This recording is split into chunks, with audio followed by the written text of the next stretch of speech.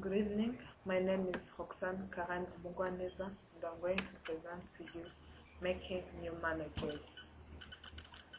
So before that, I'm going to present to you what is management. Management is the act of engaging with an organization's human resources or talents, and also to accomplish desired goals and objectives as according to Boundless.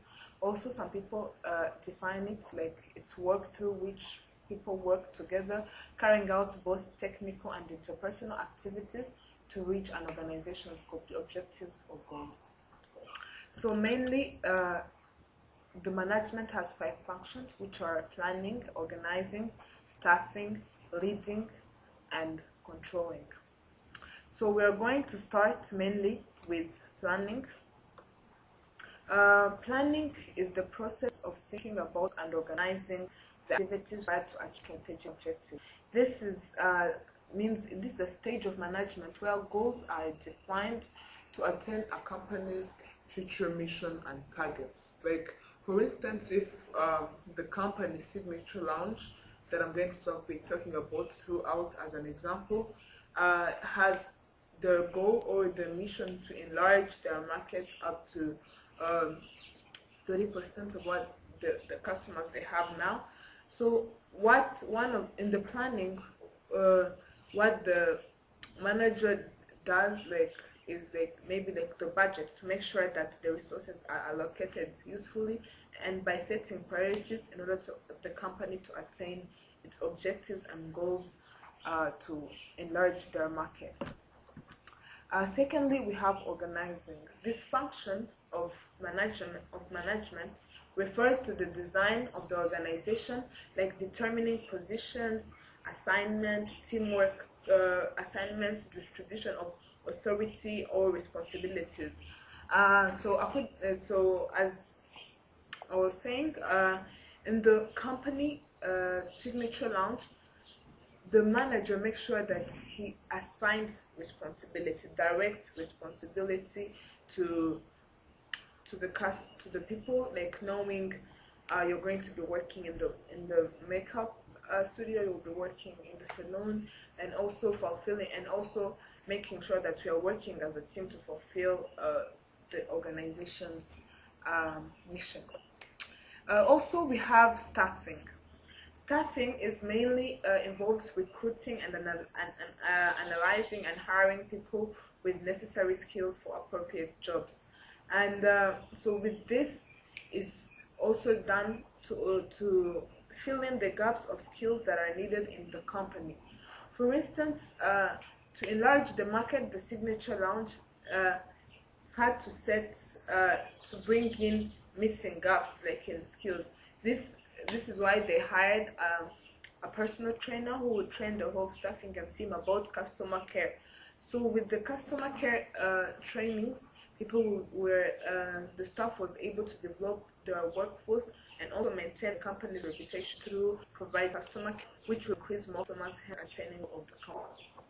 The fourth management is leading. So leading regards directing, initiate actions to organize using leadership and motivation.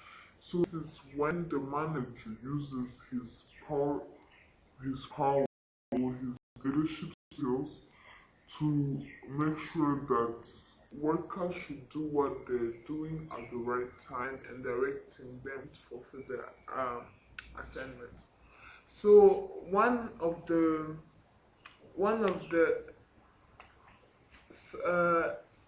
example would be that at the Signature Lounge, the manager scheduled workers on how to clean the lounge and which time, which reduces the conflict that may arise. Lastly, we have control. So controlling this the function that to monitor work and the performance. So when at work, the man monitors the plans they had made for the company, to analyze if the goals they had set has been fulfilled, or if not, to refine them, like to include new tactics. We also have primary management styles. So primary management styles include directing, delegating, and discussing. So directing is a style that promotes learning through listening and following direction from the managers, while delegating is a style that promotes learning through empowerment, where the managers assigns people for individual works or group work. And discussing is the style that promotes learning through interaction, where the manager asks questions and people get to discuss and find a final answer for this solution for their problem.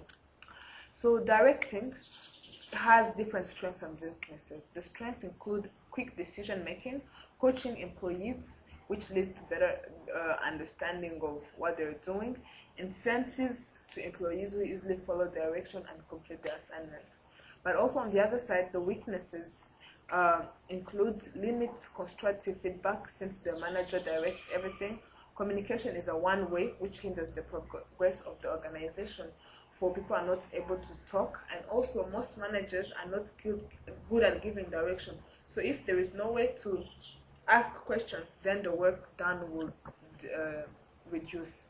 We also have delegating. So delegating has also different strengths, which is recognizing employees on their independent hard work, and this empowers them. There is also easier for employees to understand the direction, since they are able to ask questions. Also, self-coaching develops employees' maturity. But on the weaknesses, employees working on their own might lead to slow work, since some of them might procrastinate a lot. And also, learning by doing might lead to slow and poor decision making. Lastly, but not least, discussing also has its strengths and weaknesses. Strengths include delivery of quick and quality work.